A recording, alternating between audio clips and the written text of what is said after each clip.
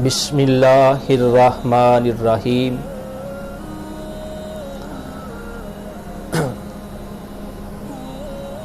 अय्युल आमाली अहब्बु इलल्लाह अस्सलातु लिवक्तिहा कुल्तु सुम्मा अय्यु क़ाला बिर्रुल वालिदैनि कुल्तु सुम्मा अय्यु क़ाला अल जिहादु फी सबीलिल्लाह औ कमा क़ाल रवाहु बुखारी व मुस्लिम। सामीन मोहतरम, हज़रत अब्दुल्ला इब्ने मसूद रदी अल्लाह ताला अन्हो इस हदीस पाक के रावी हैं। आप फरमाते हैं कि हजूर नबी कायनात आक़ाए दो जहां सरवर कौनो मकान सल्लल्लाहु ताला अलैहि वसल्लम से मैंने सवाल किया। हजरत इब्ने मसूद यानी अब्दुल्ला इब्ने मसूद सहाबी रसूल फरमाते हैं कि मैंने बारगाह रिसालत में सवाल किया। सवाल क्या किया कि अय्युल आमाल अहब्बु इलल्लाह। सुबहान अल्लाह। सवाल का अंदाज भी देखें और मुझे और आपको अपने आप पर भी सोचना होगा कि आज हमारे सवाल कैसे और सहाबी रसूल का बारगाह रिसालत में सवाल कैसा। आज हम भी अपने जगह के इतिबार से, अपनी कैफियत और हालात के इतिबार से हम भी अहले इल्म के पास जाते हैं, हम भी सूफिया के पास जाते हैं, हम भी बुजुर्गों के पास जाते हैं, हम भी असातिज़ा के पास जाते हैं, लेकिन वहां जाके हमारे सवाल कैसे हैं और प्यारे आकल इस्लाम की बारगाह में सहाबी रसूल का सवाल कैसा। हम सवाल कैसे करते हैं जाके कि हुजूर बस दुआ करें कि पक्का वीजा लग जाए फिर मैं जर्मन से वापस ना आऊं। हुजूर दुआ करें कि रातों रात लाखों पति हो जाऊं मैं। हुजूर बस दुआ करें कोई शॉर्टकट रास्ता ऐसा बताएं कि सारी कायनात के खजाने मुझे मिल जाएं। कितने ऐसे हैं जो सूफिया के पास जाते हैं, अहले इल्म के पास, उलमा के पास जाकर ये सवाल करते हैं कि हुजूर कुछ ऐसा वजीफा बता दो ना कि रात की तहज्जुद की नमाज मुझसे नहीं पढ़ी जाती। हुजूर कुछ ऐसा वजीफा मुझे अता कर दो ना कि मुझसे तिलावत कुरान नहीं होती। हुजूर मुझे मेरी इस्लाह फरमा दें, कोई ऐसा खास नुस्खा मुझे अता कर दें कि आक़ाए दो जहां से ताल्लुक मेरा मजबूत और पुख्ता हो जाए। हुजूर कुछ ऐसी दुआ कर दें ताकि आज के बाद मैं अपने भाइयों का हक ना खाऊं। हुजूर ऐसा कोई मुझे नुस्खा अता कर दें कि मैं लोगों की जमीनों के ऊपर नाजायज कब्जा ना करूं। कैसे हैं, कितने हम में से ऐसे सवाल करते हैं। तो सहाबी रसूल का सवाल मुझे और आपका झंझोड़ रहा है। सहाबी रसूल ने बारगाह रिसालत में सवाल क्या किया। सुबहान अल्लाह। अय्युल आमाल अहब्बु इलल्लाह। अल्लाह के रसूल मुझे जरा ये मेरी रहनुमाई फरमाइए कि अल्लाह की बारगाह में कौन सा अमल पसंदीदा अमल है। अल्लाह की बारगाह के अंदर पसंदीदा अमाल में से सबसे ज्यादा पसंदीदा अमल कौन सा है। सुबहान अल्लाह। पसंदीदा अमल कौन सा है। तो प्यारे आका अलैहिस्सलाम लजपाल आका, बेसहारों के सहारा, लाचारों के चारा, गरीबों के वाली, यतीमों के मलजो मावा, कि वो बारगाह तो वो है जहां बिन मांगे इतना कुछ मिलता है। सुबहान अल्लाह। बिन मांगे इतना कुछ मिलता है तो जब किसी ने मांग कर लिया होगा तो कितना कुछ अता फरमाया होगा। वो बारगाह तो वो बारगाह है कि मेरे करीम से गर कतरा किसी ने मांगा, मेरे करीम से गर कतरा किसी ने मांगा, दरिया बहा दिए हैं, दुर बे बहा दिए हैं।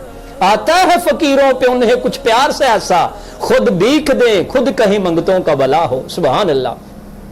तो अर्ज किया कि हुजूर अल्लाह की बारगाह में पसंदीदा अमाल कौन से हैं। तो प्यारे आका अलैहिस्सलाम ने फरमाया नंबर 1, फरमाया अस्सलातु लिवक्तिहा। फरमाया नमाज अपने वक्त पर अदा करना। अल्लाहु अकबर कबीरा। नमाज अपने वक्त पर अदा करना ये अल्लाह को बड़ा ही पसंदीदा अमल है। नमाज अपने वक्त पर अदा करना, तवज्जो तलब, नमाज अपने वक्त पर अदा करना। तो सामीन मोहतरम, हम तो कज़ा की बात ही नहीं करते, जो नहीं पढ़ते फिर उनका क्या हाल है। फरमाया नमाज को अपने वक्त पर अदा करना। तो यहां तो हाल ये है, हम तो उनकी तो चलो बात ही ना हम करते जो कज़ा वाले मामलात हैं, इनकी बात करें जो पढ़ते ही नहीं। तो फिर दावे इतने इतने बड़े मोहब्बत इलाही के, मोहब्बत रसूल के, और आप मैं और आप अपने अपने गिरदो नवा की मसाजिद का जायजा ना ले लें। मस्जिद के सामने घर है, दरवाजा साथ खुलता है और आवाज आती है हय्या अलस सलाह हय्या अलल फलाह, लेकिन शायद ईद की नमाज भी पढ़ना याद है कि नहीं याद। तो फिर दावा मोहब्बत रसूल का। तो प्यारे आका इस्लाम ने फरमाया अल्लाह की बारगाह में पसंदीदा अमल सबसे बेहतर यह है, फरमाया अस्सलातु लिवक्तिहा, नमाज अपने वक्त पर अदा करना।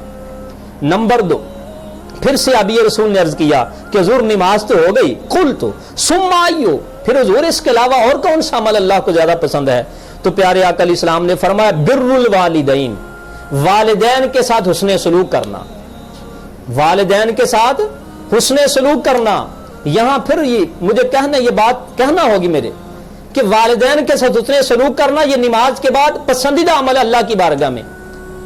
تو یہ افسوس نہیں ہمیں، بعض ایسے حالات ہیں والد اور والدہ، اللہ اکبر، والد اور والدہ گھر بستر کے اوپر ایڑیاں رگڑ رہے ہیں کہ بیٹا مجھے بازار سے دوائی لا دو، بیٹا مجھے ڈاکٹر کے پاس لے جاؤ، میری فلاں ضرورت کو پورا کر دو۔ بیٹے کے پاس وہ ٹائم نہیں، اور 5 دن اپنے پیروں کے دسترخوان پہ بیٹھنا اس کو یاد ہے، 5 دن تک جناب والا گھر سے دور رہنا اس کے لیے جائز ہے، لیکن پاس والدین جو گھر میں چیخ رہے ہیں کہ بیٹا میری بھی خبر لو، ادھر کوئی توجہ ہی نہیں، اور ادھر جس پیر کے پاس جا رہے ہیں اللہ ماشاءاللہ انہوں نے بھی نہیں کہا کہ بیٹا جاؤ ذرا گھر کی بھی خبر لو، وہاں مہینہ جا کر جارو کشی کرنا وہ یاد ہے، لیکن یہاں والدین کے حال احوال کی طرف کوئی خبر ہی نہیں۔ تو فرمایا بر الوالدین، والدین کے ساتھ حسن سلوک کرنا۔ دوستوں، نوجوانوں، آپ کے لیے یہ بہت بڑا لمحہ فکریہ ہے، خاص طور پہ میرے اور آپ کے لیے، کہ آج ہمارے پاس دوستوں کے لیے ٹائم ہے، موبائل کے لیے ٹائم ہے، فیس بک کے لیے ہمارے پاس ٹائم ہے، امی اور ابو کے پاس بیٹھنے کے لیے ٹائم نہیں، ان کی دعائی کے لیے ہمارے پاس ٹائم نہیں، ان کی کام کاج کرنے کے لیے ہمارے پاس ٹائم نہیں۔ پھر جب وہ دنیا سے چلے جاتے ہیں پھر بازو اٹھا کر دونوں بازو بلند کر کے ہم یہ بات کہ میرے امی ایسے تھے، میرے ابو ایسے تھے، لیکن اس وقت رونا پچھتانے کا کیا جب زندگی کے اندر ان سے کچھ فائدہ نہ لیا۔